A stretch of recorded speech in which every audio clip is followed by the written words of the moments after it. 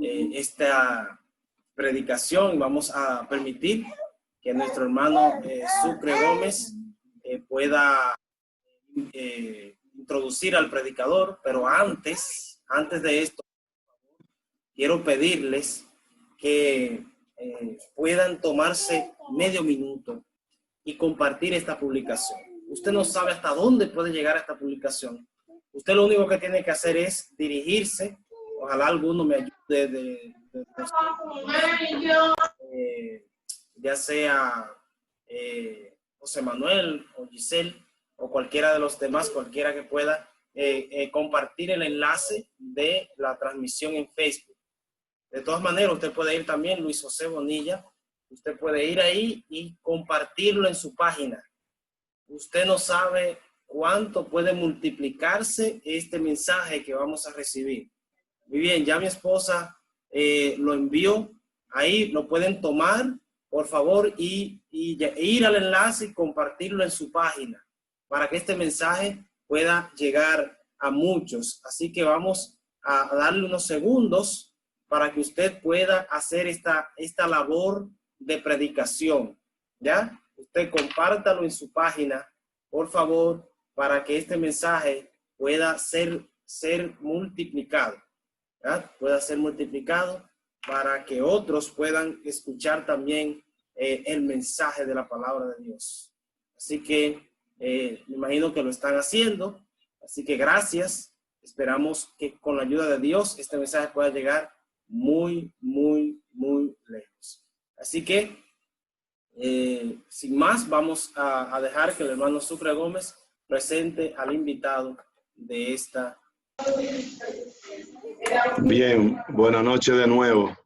Para mí es un orgullo y un placer presentar al pastor Julio César Ureña. Ureña vivió en la soledad donde yo nací, en un campito, ya no es tan campito, y donde hay muchos de ustedes son de allá. Ahí yo lo conocí siendo un niño y viviendo donde un tío mío, o iba mucho a un tío mío, y ahí nació mi admiración. Luego coincidimos en la UNA, en la Universidad Adventista, donde vivíamos en la misma habitación. Ese internado estaba lleno esa vez. Veíamos 5 personas en esa habitación. Y ahí empecé yo a admirar, y muchos de los consejos, admirar al pastor, y muchos de los consejos que él me dio me han servido en mi vida. Después de eso, recuerdo una vez que lo invité, ya siendo pastor él, en Estados Unidos, vino y nos dio una semana de oración inolvidable. Esa semana de oración, miren, era de noche que le íbamos a hacer, y la dimos de noche y en la madrugada, todos los días, a las 5 de la mañana y a las 8 de la noche. Oye, admiro la capacidad de trabajo y de entrega del pastor. Después, la última vez que lo vi en Nueva York siendo pastor de una iglesia. Y en estos momentos está jubilado. O sea, se supone que tiene más tiempo, pero tiene muchas invitaciones a muchas iglesias a predicar. Y si el pastor me lo permite, voy a contar una anécdota pequeñita para que ustedes sepan de quién se trata. Cuando Dionisio Olivo era presidente de la Iglesia de Nueva York, que Dionisio vivió un tiempo en mi casa, él dice que es mi papá, él me contó lo siguiente. Él me dijo que cuando él tenía una reunión de obreros y quería un mensaje profundo para sus pastores, él invitaba al pastor Ureña a predicarle a su pastor. Es el privilegio que tenemos en esta semana de tener con nosotros a uno de los pastores que más admiro por la profundidad de sus temas, por sus mensajes y sobre todo porque es sin duda un gran hombre de Dios al que Dios utiliza mucho. Así que abramos nuestra mente y nuestros corazones para que la palabra de Dios a través de sus labios pueda encarar en lo más profundo de nuestro ser. Adelante, pastor Julio César Ureña, con ustedes. Buenas noches, hermanos. Damos gracias a Dios abundantemente por su cuidado y sus bendiciones. En realidad, este es un programa para mí de mucha alegría, sobre todo por ser introducido, presentado por Sucre. En realidad, yo conocí prácticamente el mundo en Soledad Cotuí, Y aunque yo no nací allí, pero allí conocí la iglesia adventista del séptimo día. Ahí fue que nací para Dios. Y esa es una gran experiencia. Y tengo en mi corazón a Cotuí y a Soledad y a toda esta gente que fueron los que me dieron la mano cuando llegué allí y que me enseñaron el evangelio. Así que en esta semana esperamos que tengamos una experiencia muy buena, maravillosa, extraordinaria, con la ayuda de Dios. Tenemos gente que nos están mirando mucho de Long Island, aquí en New York, de Carolina del Norte, de New Jersey, de Nueva York, de la Florida y de allá de Santo Domingo, de muchos lugares. Así es que yo pido a todos los oyentes y los videntes que oren, porque Dios quiere dar bendiciones en esta semana, pero Dios, las bendiciones que da, siempre las da las bendiciones que nosotros pedimos. Dios nunca nos da lo que nosotros no pedimos. Yo quiero que tengamos una oración. Padre, grande es tu misericordia, envía tu espíritu. Porque vamos a hablar de tu Santo Espíritu en esta semana. Y por eso necesitamos mucho de Él, que tú nos guíes, para nosotros conocer mucho de cómo pedirlo, cómo recibirlo y cómo trabajar con Él. Así que te pedimos en el nombre de Jesús. Amén. Bien, queridos hermanos, en esta ocasión quiero invitarle para que leamos en el libro del Éxodo, capítulo 20, versículos del 1 al 3. Usted dirá, bueno, habla del Espíritu Santo allí. Bueno, en este tema que voy a compartir en esta ocasión, lo que vamos a compartir es los obstáculos que existen con los cuales tenemos que lidiar para poder recibir el Espíritu Santo. Recuerde bien, el Espíritu Santo fue enviado a la tierra en el mismo momento de la caída. Cuando Adán y Eva pecaron, cuando cayeron, a causa del pecado, el ser humano quedó desconectado de Dios. El pecado separó de Dios. Lo que dice la Biblia con respecto a la caída, al pecado, es que dice la paga del pecado es muerte. Así que entonces, al entrar el pecado, entró la muerte. Ahora, note usted que cuando Adán y Eva pecaron, Dios le había dicho, el día que coma del árbol, morirás. Y usted notará que no cayeron muertos cuando pecaron. Entonces tenemos que saber por qué es que Dios dijo, el día que coma del árbol morirás, pero no cayeron muertos. La razón por la cual no cayeron muertos es porque Dios decidió echar a andar un plan de salvación, de redención, la gracia en favor del hombre. Así que entonces, llamémosle una sombrilla, un paraguas a la gracia. El hombre debía caer muerto desde que comió del árbol. Todas las condiciones son esas. La muerte entró por eso es que morimos. Pero Dios tiró un proyecto de perdón y salvación, de restauración. Llamémosle, como le dije, un paraguas, llamémosle que es una sombrilla, y con ella nos cubre. Así que entonces estamos cubiertos de caer muertos instantáneamente. De todos modos morimos, después que pasamos unos años, vamos a la tumba. Solamente Enoc y Elías escaparon de eso. También está profetizado que el último grupo que viva en la tierra, que espera a Jesús en las nubes, no morirá. Cuando dice el versículo allí en Tesalonicense, dice, nosotros los que vivimos, los que hayamos quedado, seremos arrebatados juntamente con ellos en las nubes. Después todo el resto muere. Y ha sido por esa razón, porque Dios dijo, el día que comas del árbol morirás. Y entonces de ahí viene el que los malos mueren y los convertidos que buscan al Señor y reciben perdón, también mueren. Así entró la muerte. Ahora, en el momento de la caída, Dios envió su espíritu. Y el espíritu es la herramienta de Dios, la persona de la deidad, el Espíritu Santo, es que se encarga de llevar a cabo esa obra llamada la gracia, de buscar al hombre para reconectarlo con Dios. De ahí es que algunos expertos creen que viene la palabra religión.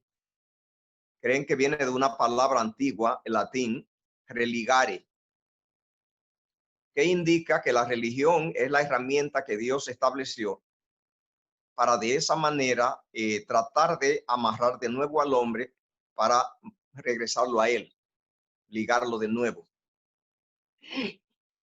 Entonces, Cristo aceptó el llevar la culpa del hombre, llevar nuestra culpa encima. Fue un pacto que Cristo hizo de que iba a llevar la culpa solo por amor del pecador, para que aquella sentencia que Dios dijo, el día que comas del árbol morirás, para que se cumpliera, se nota que se cumple de todos modos, pero que se cumpliera después de darle al hombre una oportunidad. Claro, debo adelantar, aunque ese no es el tema esta noche, que en el proyecto que Cristo realizó, de él llevar nuestros pecados, llevar nuestras culpas sobre él y pagarla toda, fue tan completo el proyecto que incluía que no muriéramos. Eso quedó incluido y es la razón por la cual Enoc y Elías no murieron. Y por la cual el grupo último que reciba, a esa gente se le llama los 144,000. Esas personas que no van a morir. Esas personas pasarán vivas. La razón es porque el proyecto de Cristo, el él llevar nuestros pecados encima, era una curación radical, total, llevando los pecados y la culpa encima y la consecuencia en forma radical, que cubriera todas las consecuencias del pecado, incluso la muerte física. Eso quiere decir que nosotros morimos porque queremos. De hecho, hay muchas bendiciones divinas que nosotros perdimos, que no vamos a tratar acá, pero no creamos que nosotros estamos cubriendo todas las bendiciones de la muerte de Cristo. Al contrario, la hemos casi dejado perder todas. Mencionemos algunas de paso. Por ejemplo, una de las bendiciones grandes es, ya mencionamos, que Cristo en su pacto de llevar la culpa encima completa, incluía que no muriéramos, porque la muerte que Cristo tuvo fue física. Por lo tanto, entonces no era necesario que nosotros muriéramos. Y repito, por eso Enoc y Elías descubrieron que no había que morir, y el grupo último también de la última generación. Y hay otras bendiciones también. Por ejemplo, Cristo, con ese pacto que él hizo de llevar a nuestros pecados encima, cubría que nosotros no sufriéramos en la tierra, que no sufriéramos de enfermedades. Por eso fue que Cristo, cuando vino aquí al mundo, él no solo murió por nosotros, pero se dedicó antes a sanar todos los enfermos y resucitar muertos. Sanando los enfermos, con eso lo que enviaba un mensaje es que él, en la aceptación que hizo de llevar encima nuestros pecados, cubría que no nos enfermáramos, que la enfermedad no estaba en la agenda, que quedó cubierta. Por eso fue que vino a sanar enfermos. Y la resurrección la hizo, ya vemos que es para podernos resucitar si morimos, pero era también diciendo que la muerte no estaba ya en la agenda de Dios. Eso es lo que indica cuando él hizo las resurrecciones, que no estaba ni la enfermedad ni la muerte en la agenda de él, ni de Dios, no está. Bien, así que entonces Cristo recibe, acepta el desafío, la responsabilidad de echarse encima la carga de la consecuencia del pecado con todo. A veces yo lo ilustro con un incidente que ocurrió en una ocasión en un país que había terroristas. Y ellos entonces querían poner al gobierno en problemas. Y dijeron, tenemos que buscar una manera como someter al gobierno, ponerlo de rodillas, para que simplemente él acceda a una petición que tenemos. ¿Y qué hacemos? ¿Asaltar un banco? No. Vamos a buscar. Y dijeron, bueno, los niños es lo que todo el mundo protege. Y fueron a una inmensa escuela y allí entonces pusieron una bomba. Era una bomba de relojería que tiene un reloj para contar el tiempo. Así que entonces anunciaron al gobierno, tenemos una bomba puesta, vamos a volar la escuela. Y allí estaban los niños de la élite, de la clase rica y del gobierno. Así que ellos tenían problemas. Dice, bueno, esta vez ganaron, no vamos a permitir que nos maten los niños. Pero hubo un ingeniero en explosivos que dijo, denme una oportunidad, déjeme verla, a ver qué hago. Y fue y la vio. Y dijo, yo me encargo de ella. Pero yo no quiero que los terroristas tengan oportunidad. Así que voy a hacer todo lo que pueda. Y tratando de desactivarla, se le hizo tarde. Descubrió que o tenía que correr él o debía arrancarla y lanzarse al vacío, porque había una gran montaña allí donde estaba la escuela, y decidió eso último. Arrancó la bomba y se tiró, pero no llegó abajo, explotó en el camino y lo mató. Y los niños se salvaron todos. Así también fue que Cristo hizo. El decreto que Dios dijo ayer, el día que comas del árbol muere, Dios no estaba jugando. Y Cristo lo sabía. Y agarró entonces las consecuencias. Y vemos ya lo que pasó. Él sabía que venía. Tenía una agenda y murió. Entonces ese proyecto de salvación se lanzó en favor de los seres humanos y Cristo obró la redención. Llevó la culpa toda. No tenemos que hacer nada porque el sacrificio de él es suficiente. Pero el Espíritu Santo es la herramienta, el instrumento para que el sacrificio de Cristo y sus méritos puedan ser aplicados a la vida. Digámoslo así con palabras nuestras, que Dios se convirtió en alimento, en comida, y entonces necesita un medio, un cordón umbilical. Pensemos en el feto en el vientre de la madre, para que pueda pasar de la madre al feto entonces los nutrientes. Así que tenemos entonces una fuente de alimento, de vida, que da vida, que es Cristo. Y necesitamos un cordón umbilical, una cañería, un medio para que se aplique. Usted ve el caso de los medicamentos en inyecciones, necesitan de una jeringuilla, un medio para aplicarlo. El medio de aplicar todo el proyecto de salvación de Cristo es el Espíritu Santo. Así que de eso es que vamos a hablar en esta semana. El Espíritu Santo es el medio a través del cual Dios extrae todos los nutrientes de Cristo de redención para aplicarlo a los pecadores muertos y devolverle la vida. Estoy recordando ahora el video que pasaron aquí antes que empezáramos, de Ezequiel, devolviéndole la vida a los muertos. Pues allí Ezequiel oró y entonces vino y volvió la vida a los muertos. Esa es una realidad. Ese cementerio es la tierra. La tierra es un cementerio. Desde Abel, que murió, hasta hoy ha muerto mucha gente y van a morir más. Y entonces el Espíritu Santo es el que desde la A hasta la Z hará el trabajo. Sacar los nutrientes de la redención que Cristo obró para entonces aplicársela a manera de médico a los muertos que murieron por el pecado. Porque Dios dijo que si comían, morían. Y entonces la muerte entró.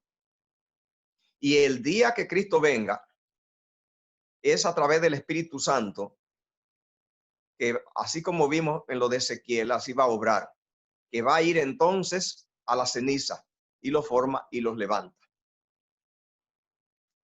La obra del Espíritu Santo entonces es algo muy grande, serio, fascinante. Pero vayamos entonces ahora, porque quiero que veamos hoy en nuestro primer tema, aquello de que hay obstáculos, hay unos enemigos que dificultan a mucha gente el poder recibir el Espíritu Santo y sus bendiciones. Ya vimos cuáles son las bendiciones del Espíritu. Ya vimos que las bendiciones del Espíritu Santo es salir detrás de los seres humanos, respetando su libre albedrío, respetando su libertad, sin violar su libertad, haciéndole invitaciones, como enamorándolos, a ver si los sonsaca, si los consigue que ellos se interesen. Y si se interesan, el Espíritu Santo entonces, si ellos lo invitan, si ellos le dan la bienvenida, si ellos quieren ser salvos, entonces el Espíritu Santo se convierte en una nodriza para alimentarnos desde cero hasta completar otra vez la imagen de Dios, que era la que el hombre tenía que alcanzar allá en el Edén, y que no logró alcanzarla, porque si lo hubiera alcanzado ya no hubiera pecado,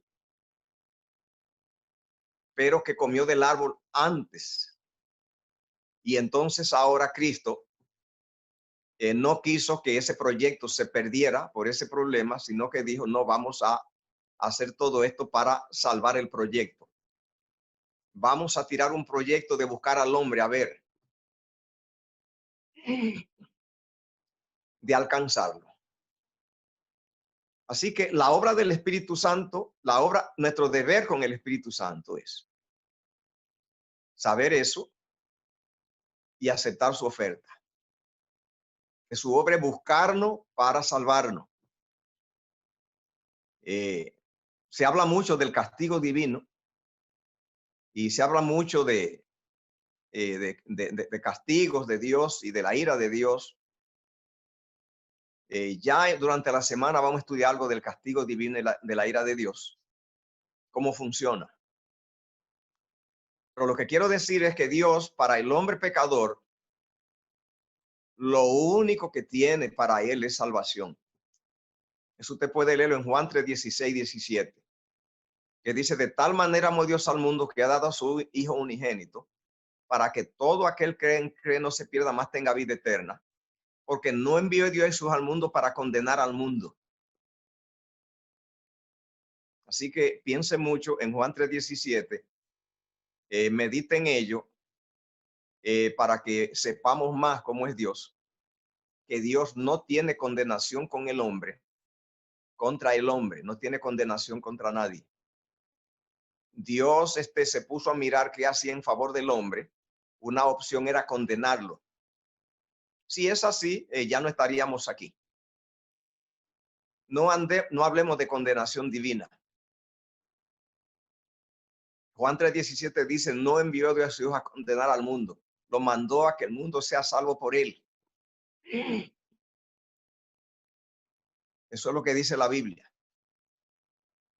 El Espíritu Santo, su obra es entonces darnos la buena nueva de que a esta raza perdida, con un decreto divino de muerte, Jehová decidió darle una oportunidad, una amnistía general, y Cristo morir y elaborar un proyecto de rescate total que incluye la restauración completa del hombre, terminado como Dios tenía en mente hacer allá en la creación, que no tuvo tiempo, que el hombre no le dio tiempo. O sea, una de las noticias que los perdidos se llevarán, los perdidos. Todos esos millones de gente que se irá al fuego, van a perderse. Lo que a ellos más le va a impactar de todo, lo que más le va a impactar de todo y va a causar a ellos el dolor más grande, es que se les dará la noticia que los pecados de ellos habían sido perdonados, que todos estaban perdonados. Todos los perdidos. En el proyecto de salvación de Cristo, Cristo agarró el proyecto en forma global y murió por los pecados de toda la humanidad en forma colectiva. Pagó los pecados de todo el mundo. Pagó los pecados de los que se salvan y los pecados de los que se pierden. Todos los pecados están perdonados. Usted dirá, ¿te está diciendo que los malos van para el cielo? Yo no estoy diciendo eso. Lo que estoy diciendo es que la gente no va al cielo, pero no porque no hubo condiciones, ni porque no se hicieron las condiciones, y no van, no es porque no se dieron los pasos, porque se resolvió el problema. Para no ir al cielo hay que decidir no ir. Ellos no irán, no es porque Dios los rechazó. Cuando Cristo muere en la cruz del Calvario, Dios no tiene planes de rechazo. No hay rechazo en su agenda. En la cruz Cristo oró por los transgresores. Ahí quedaron ya cubiertos toda su falta. Al cielo no se va porque la gente, Dios respeta su libertad. Es por el respeto de la libertad que la gente se pierde, porque Dios los respeta. Entonces los deja que ellos tomen sus decisiones. Entonces hay mucha gente que cree que el cielo es el mejor lugar del mundo. Que el cielo es un lugar tan bueno que a todo el mundo le gusta. Yo quiero decirle que no es verdad. No crea que el cielo es el mejor lugar del mundo. El cielo es el lugar más querido. Si usted no me quiere creer, le voy a dar un ejemplo. Yo predico mucho, ando por la calle y le digo a la gente y hablo de que se salve. Y cuando yo le hablo del cielo a una persona, ella me preguntó, ¿el cielo? Y le hice una descripción increíble de cómo era el cielo. Le dice, mira, es vida eterna, inmortalidad. Eso es terrible, eso es tremendo. No va a enfermedades. Allí no va a haber cementerio. Allí no va a haber policía, no va a haber cerraduras, no va a haber ladrones, no va a haber guerra. Y la gente maravillada. Pero cuando yo terminé me dijo, y va a haber tabaco, va a haber mi cigarrillo, estaba fumando. Va a haber mujeres, va a haber tragos, va a haber baile. Y yo le dije, no, dice, yo no quiero ir. Entonces ese día yo aprendí, porque yo creía que todo el mundo quería ir al cielo. Ese día yo aprendí que no me engañe yo, que no sea tan ingenuo. Millones de gente no van para el cielo, pero no es porque no se hicieron los preparativos. No irán porque ellos, Dios los respeta, tienen voluntad, tienen libertad. Y por la libertad que tienen, por eso ellos pueden decidir no ir al cielo. Y ellos lo decidirán. Así que es maravilloso esto. Pero yo quiero que vayamos a Éxodo capítulo 20, versículo 1 al 3. Porque quiero, después que estamos mirando estas maravillas del Espíritu Santo, simplemente viniendo para convertirse en la nodriza, en el médico, en la enfermera de los pecadores, para darle un tratamiento de medicina, de restauración, que es Cristo, que vivió victorioso, derrotó el pecado y con eso viene a darle ese tratamiento de victoria contra el pecado. Y luego derramó su sangre pagando la deuda, o sea, todo cubierto. Pero hay obstáculos, muchos obstáculos algunos para recibir las bendiciones del Espíritu Santo. Y por eso es que usted ve que hay tanto, con todas estas bendiciones que Dios ha hecho, mire cómo está el mundo todo arruinado. Y no solamente eso, no es usted, que en el mundo hay un poco de ateos que no creen en Dios, pero el número es muy poquito, limitado. El resto cree en Dios. ¿Cómo es posible que si la gente cree en Dios y un Dios tan poderoso y que ha realizado un plan como el que hemos descrito, tan increíble, y que hay en el mundo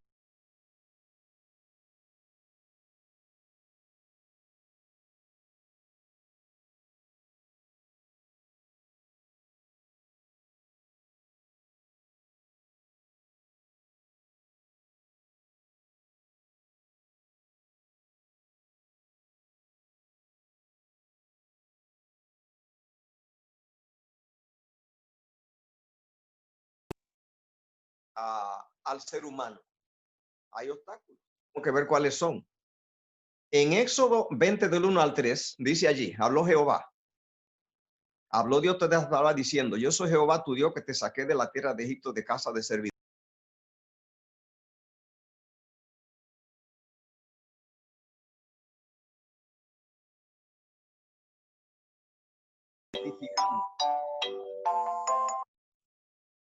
Jehová se está identificando aquí. Está diciendo que él es el Dios que sacó a Egipto y entonces le dijo, no tendrás.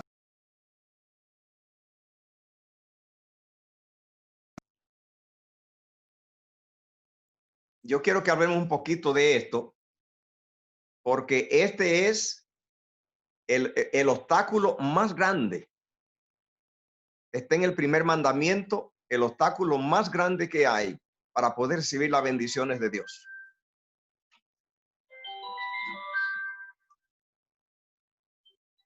¿Qué significa eso de que no te haga dioses ajenos delante de mí? Allí no está hablando de idolatría, de la idolatría de dioses falsos y de imágenes. ¿Por qué no? Porque simplemente el segundo mandamiento se ocupa de eso. Y Dios no va a coger dos mandamientos para tratar un solo pecado, un mismo pecado. El segundo mandamiento dice, no te haga imágenes ni ninguna semejanza. El primer mandamiento no está hablando de idolatría sobre dioses y sobre imágenes. El primer mandamiento, lo que Jehová está advirtiendo y diciendo, yo soy Jehová, tu Dios, que te saqué de la tierra de Egipto. O sea, quiero que tú te pongas claro conmigo, que ya tú me conoces. Yo me estoy identificando. Evita que tú hagas dioses conmigo.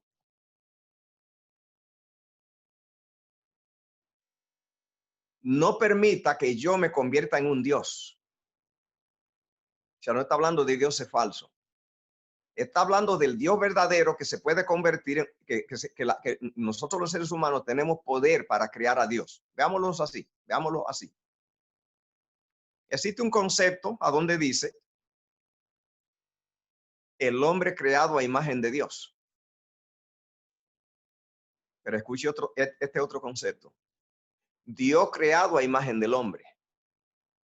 Medite mucho en ello. El hombre tiene poder para crear a Dios. Si no tuviera poder para crearlo, entonces Dios no se lo prohibiera. Dios no pone mandamiento para las cosas que el hombre no puede hacer. Por ejemplo, el hombre puede matar. Entonces, por eso Dios le puso un mandamiento, no mates. El hombre puede adulterar. Por eso Dios le puso un mandamiento, no adultere. Si el hombre puede tener falso testimonio, puede codiciar. Por eso hay mandamiento. Si no puede hacer la cosa, por ejemplo, Dios al hombre no le prohíbe volar como los pájaros. Puede volar en un avión. Jehová Dios aquí le está prohibiendo al hombre que lo convierta a él en un Dios. La traducción de este texto en hebreo, o sea, de la manera que este texto está escrito en hebreo, no es exactamente así, que no tenga dioses ajenos. Ese texto, a donde está bien traducido, es en Éxodo 20:17. Allí es que dice de la manera correcta. Escuche bien. En Éxodo 20:17 allí dice, no hagas dioses conmigo. Éxodo 20:17. ¿Qué es lo que pasó cuando Dios se presentó allí en el monte? En el Sinaí. Voy a leer lo que dice Éxodo 20, del 18 al 23.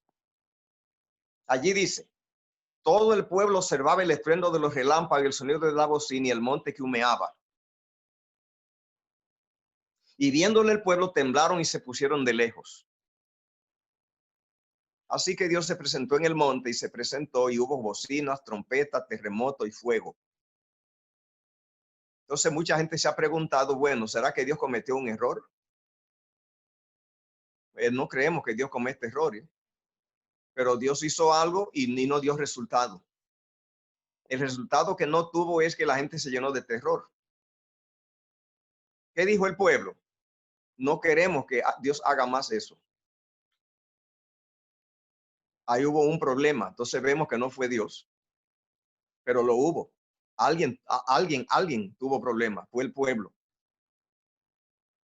Entonces Dios hizo lo correcto con presentarse así, en forma a la vista y en fuego, terremoto, porque sabemos que Él las cosas siempre las hace bien. Pero no funcionó el plan, salió mal, porque la gente se llenó de miedo. Veamos lo que dice el versículo 19. Dijeron a Moisés, habla tú con nosotros y nosotros iremos, pero no hable Dios con nosotros para que no muramos. Entonces ya hay una información que tenemos allí. La primera información que tenemos es que el plan que Dios tenía de hablar con Israel no era a través de Moisés. Jehová quería que Moisés sacara a Israel de Egipto, que cruzara el Mar Rojo y lo trajera al desierto. Y quería que Moisés se retirara cuando le trajo allí el pueblo al desierto y terminara su trabajo. Jehová quería entonces él agarrar el pueblo y quedarse con él, con el pueblo, hablándole en vivo desde el monte para siempre. Jehová quería simplemente ser un Dios que estaba en vivo con la gente.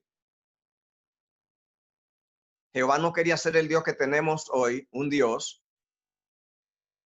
que la gente cree en él, pero no lo conoce. Jehová no quería ser un Dios que no conocían. El pecado separó a Dios del hombre, lo separó. Y si el hombre veía a Dios, moría. ¿Cómo? Si Cristo no moría por él. Cristo, al llevar la carga encima, simplemente se llevó encima la solución al problema en forma completa. Dios o mataba al hombre o le daba vida, y no las dos cosas a la vez. El hombre o muere por Dios, porque lo vea o lo que sea, o no muere, pero no pueden pasar las dos cosas. Por lo tanto, como Cristo decidió salvar al hombre, entonces, y llevar la carga del pecado, entonces ahora que el hombre muera porque ve a Dios, ya fue quitado. Así que el hombre ahora, como Cristo llevó la carga y pagó la deuda, el hombre no muere por ver a Dios. Eso pasaba si nadie pagaba la deuda. Cristo con su muerte reconcilió al hombre con Dios. Por lo tanto, el hombre no puede ser afectado por la presencia de Dios. El pueblo entonces fue el que pidió que Dios no hablara con ellos, sino que hablara Moisés. Y de allí que tenemos entonces que tenemos un Dios ahora que no conocemos y que otro tiene que hablarnos de él.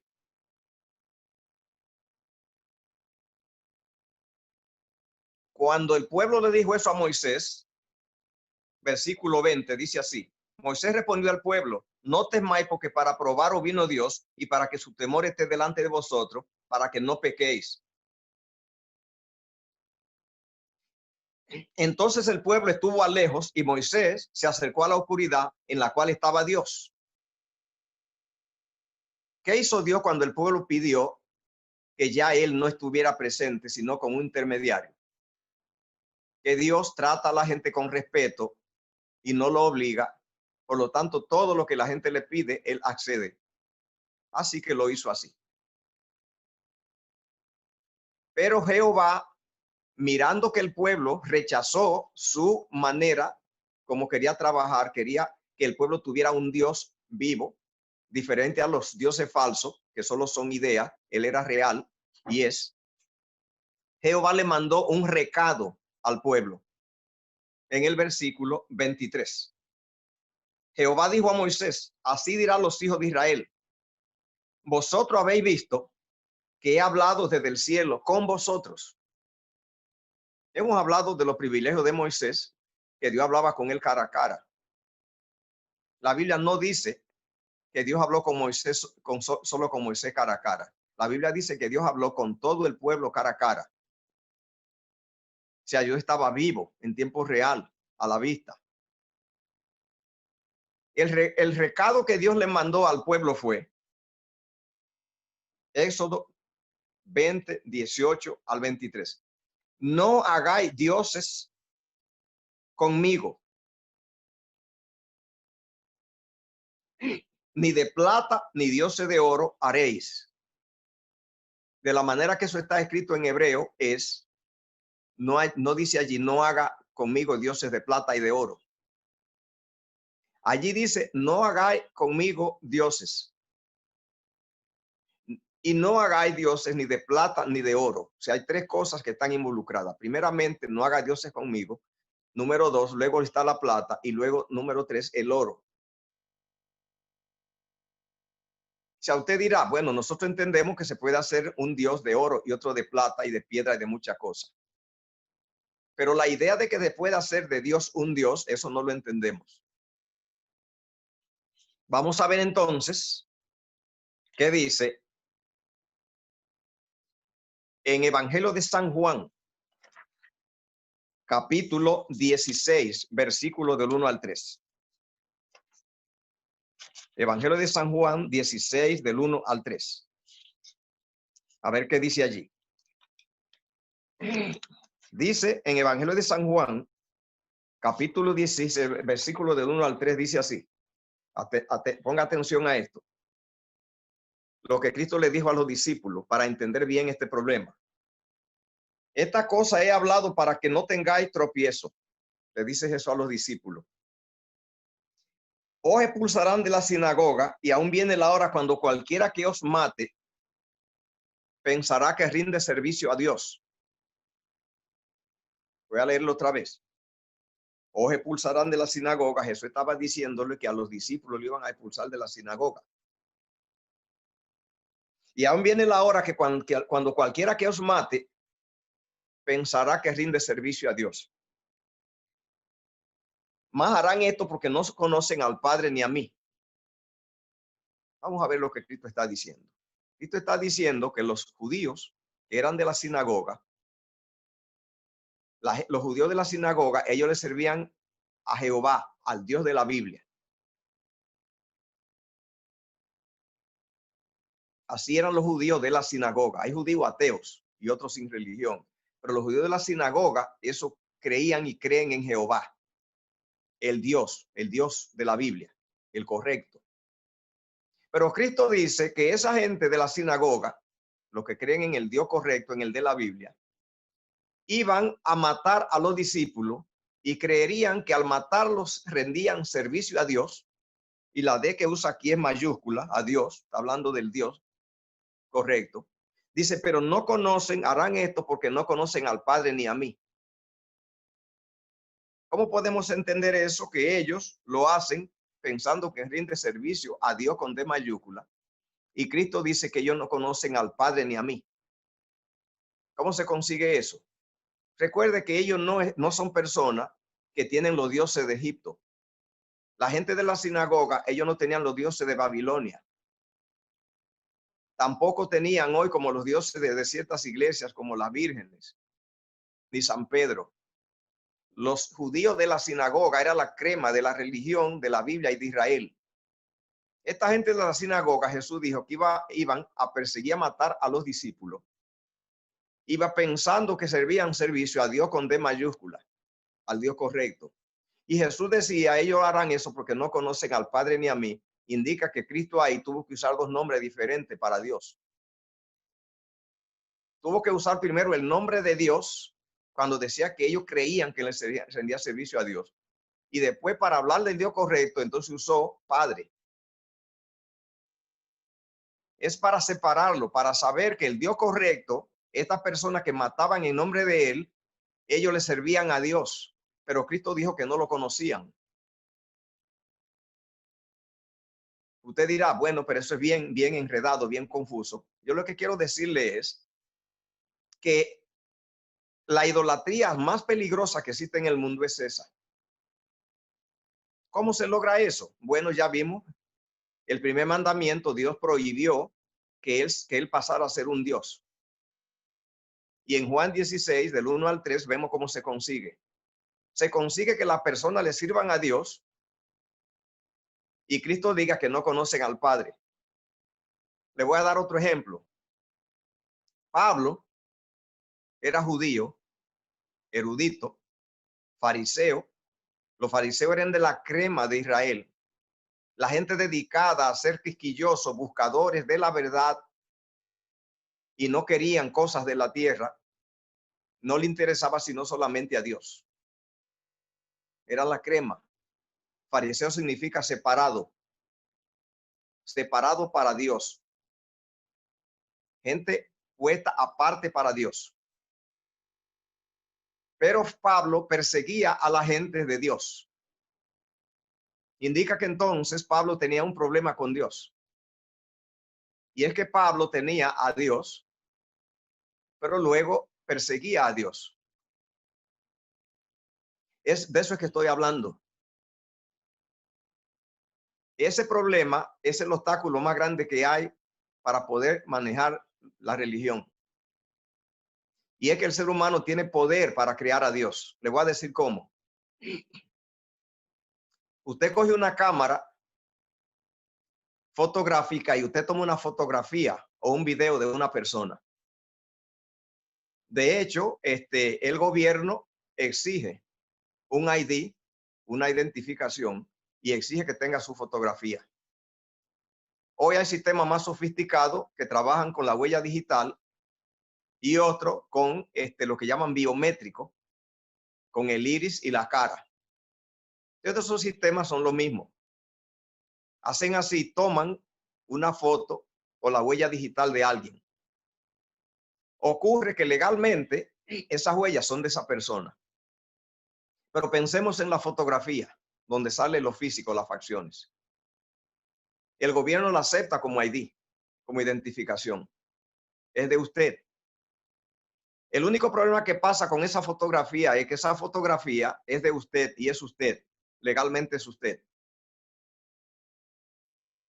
Sin embargo, en la foto, allí, hay alguna cosa que usted hace que no aparecen en la foto.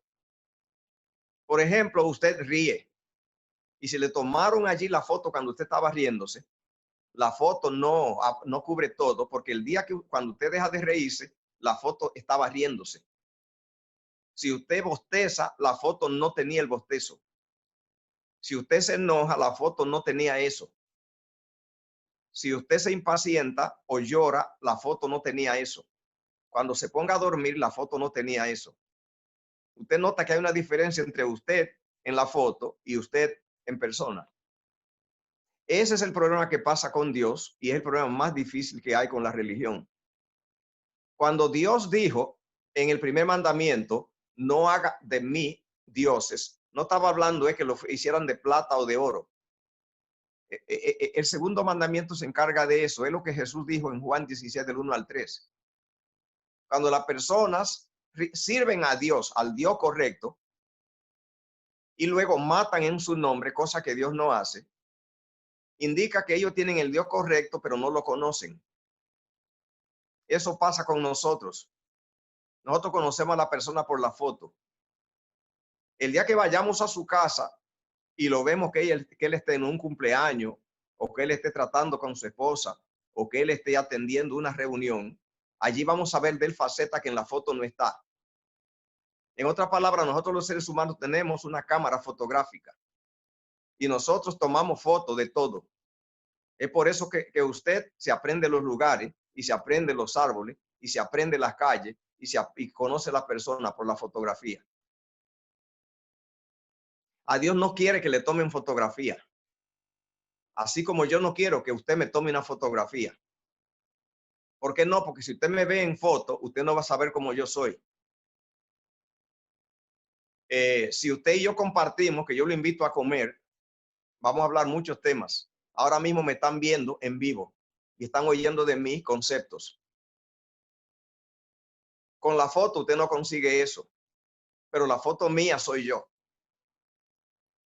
Usted ve la diferencia que hay entre la foto. Entonces, el problema de la religión y que hay con el Espíritu Santo y con Dios en forma general y con la salvación es ese.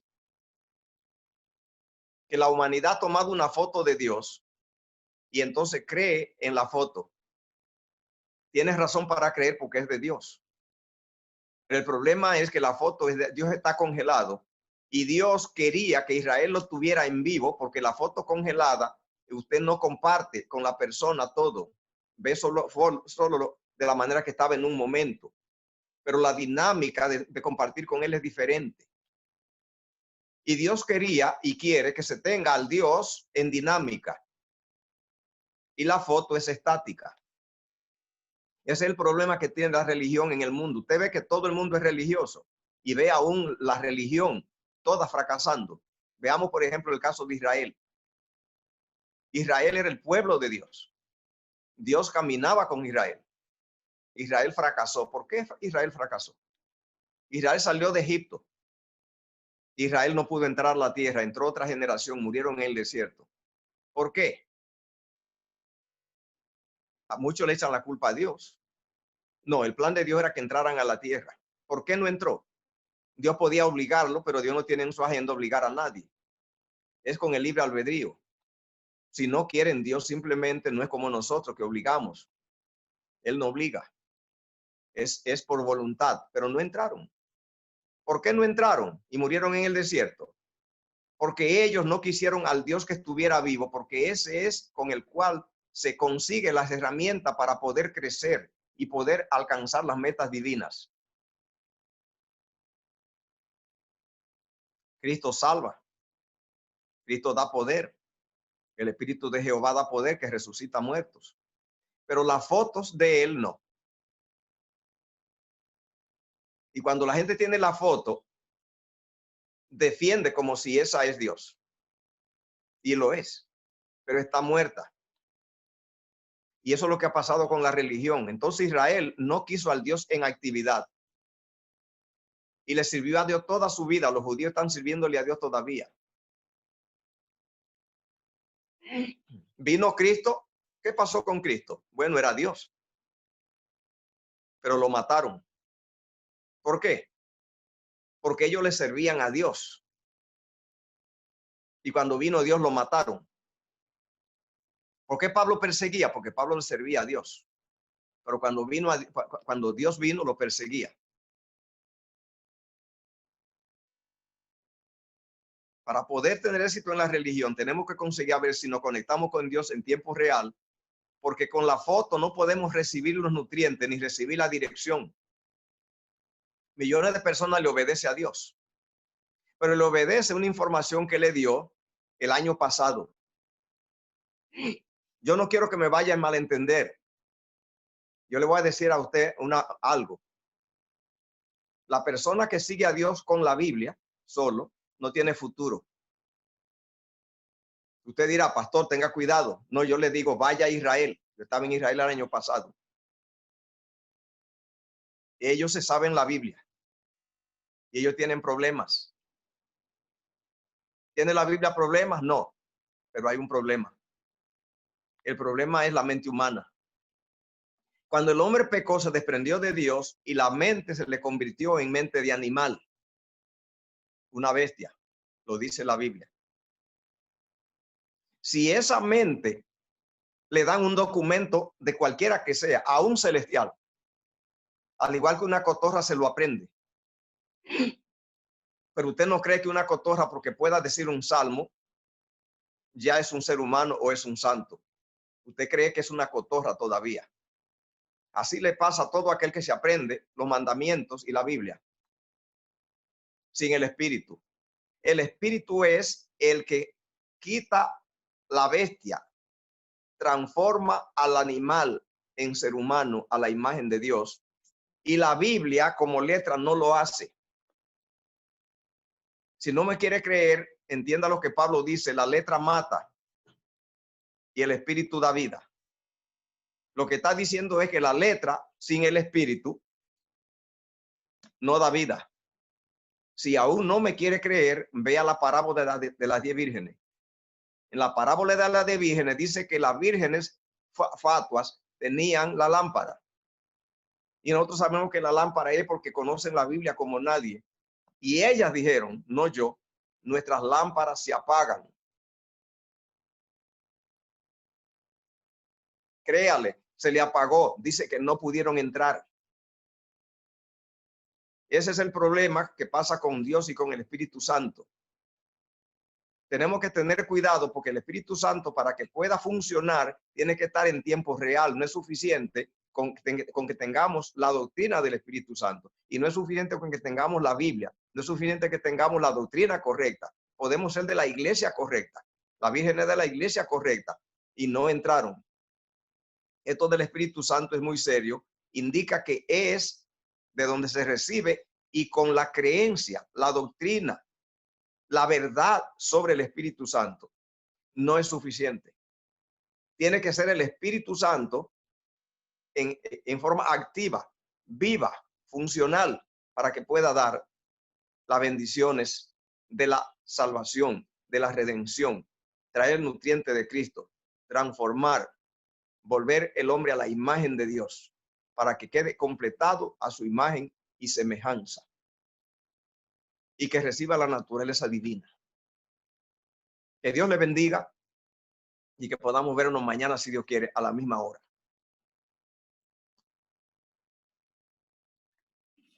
Gloria a Dios, Pastor Julio Ureña. Que el Señor le siga utilizando, Pastor, que hay profundidad, que el Espíritu Santo le siga guiando. Miré este aspecto bien especial de diferentes puntos. Alabamos a Dios por eso. Gloria a Dios. Así que, mis queridos, vamos a cerrar con este himno. El himno, ¿verdad?, que cantamos al principio, que es una realidad en cada uno de nosotros. Que podamos permitir que el Espíritu Santo sea quien nos transforme.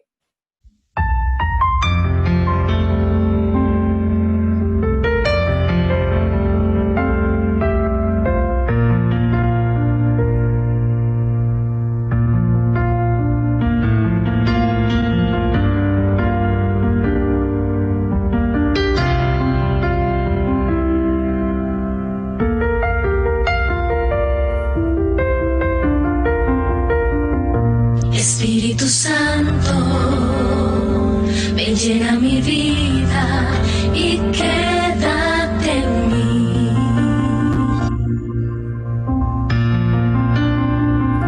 Espíritu Santo, que un día me tocaste, hoy vuélvete a mí. Oh.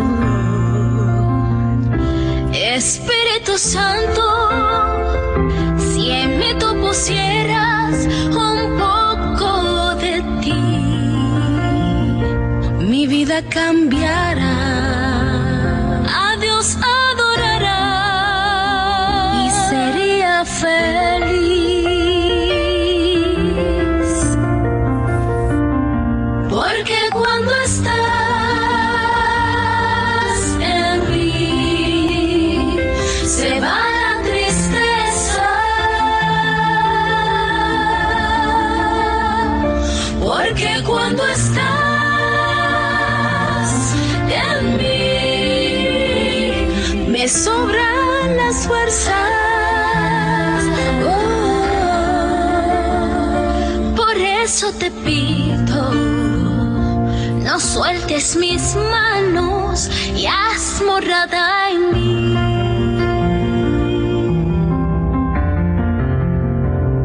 Consuela mi vida en esos momentos de necesidad.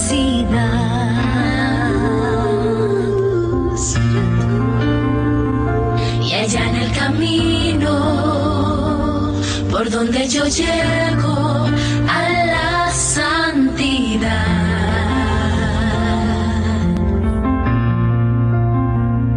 Espíritu Santo, transforma mi vida, llénala de amor, que siempre yo viva con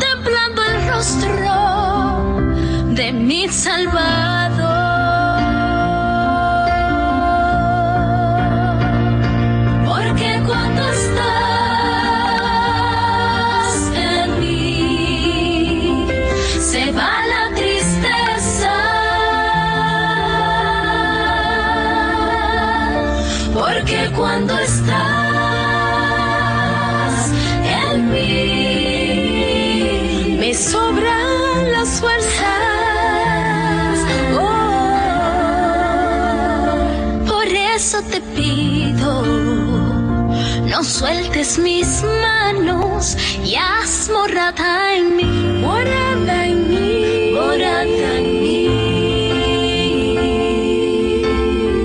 Ven y quédate en mí y haz morada en mí.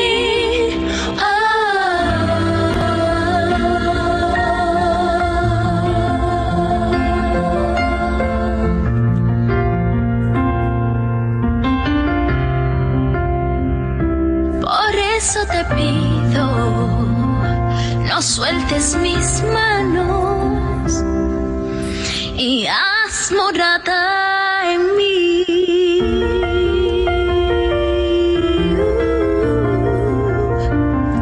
Espíritu Santo.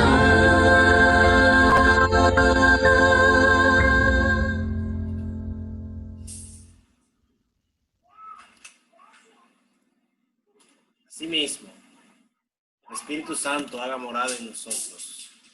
Vamos a terminar con una oración. Doctor Ureña, por favor, despídanos en oración. Bien, vamos a orar. Yo quiero antes hacer un llamado.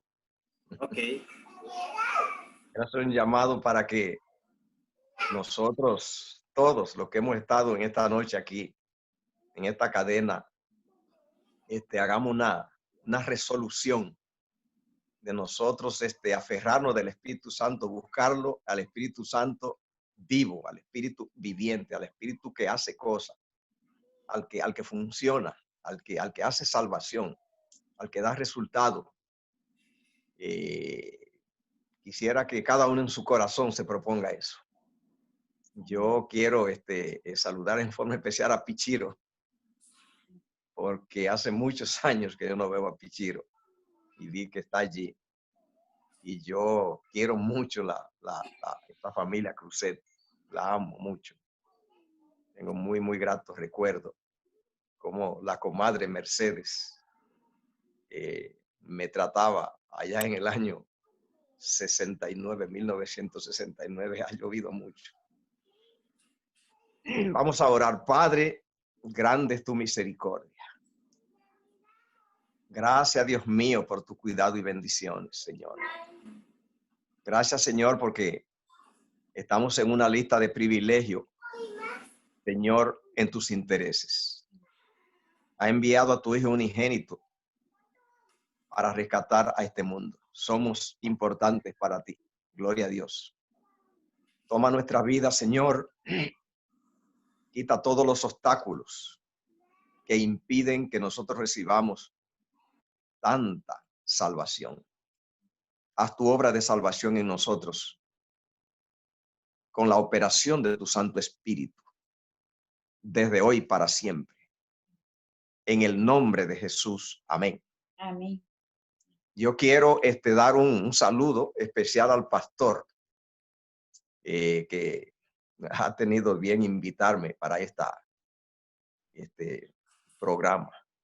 Le quiero, le amo mucho, pastor. Gracias, siervo de Dios. Gracias, un honor. Amén. Muy bien, mis hermanos, en este momento queremos agradecerles por participar. Gracias por su participación y además gracias por permitir que el mensaje de la palabra de Dios llegue a su hogar. Así que en este momento queremos, pues, vamos a darle un espacio a ustedes para que puedan conversar, saludarse, puedan saludar al pastor. Así que vamos a poder, entonces, esa parte, dejarla ahí para aquellos que quieran saludar al pastor. Que ya ustedes saben, Dios me les bendiga mucho. Déjenme ahora